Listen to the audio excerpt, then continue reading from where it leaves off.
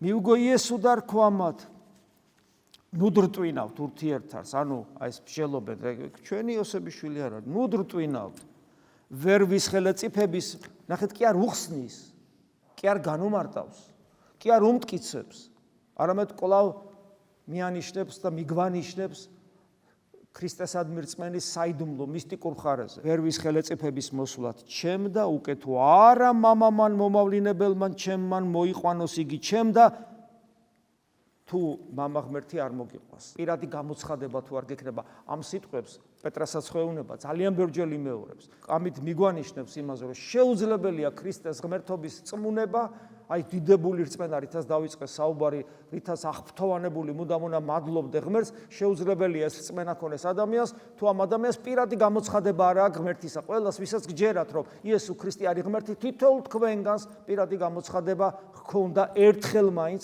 ცხოვრებაში და მისმა გულმა ამიტომ იცის, თქვენმა გულმა ამიტომ იცის, რომ იესო ქრისტე ღმერთია და აი ამ რწმენას კვლავ ბეჭდავს იგივე სიტყვებით, რაც წეგან ითქვა და მე აღვადგინო იგი უკანასკნელს ამას დღესა. და როცა ამას ბევრჯერ იმეორებს, აღვადგინო იგი მე უკანასკნელს ამას დღესა, ხო ხვდებით რაზეა საუბარი? ჩვენ ხორცია საუბარი. ხორცზე, რომელსაც შესაბამისი პატივით ჩვენ არ ვექცევით. ჩვენ გავაპირუტყვეთ ჩვენი ხორცი. ჩვენ აი როგორც ცხოველს აქვს ხორცი, როგორც ცხოველი იყენებს ხორცს.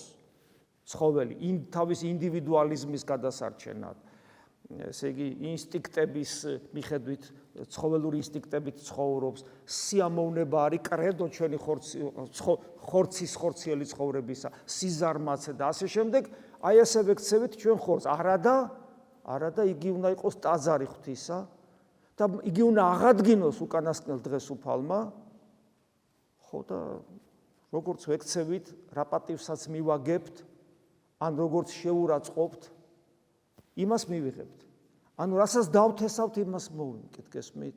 ანუ ის კი არ არის, რომ შენ ლუარსაბ თათქარიძესავით იცხოვრო და მერე ანგელოზის სახე მიიღოს შენმა ხორცმა. არა, რასაც თესავ, იმას იმკი. გესმით რა შეასაკო?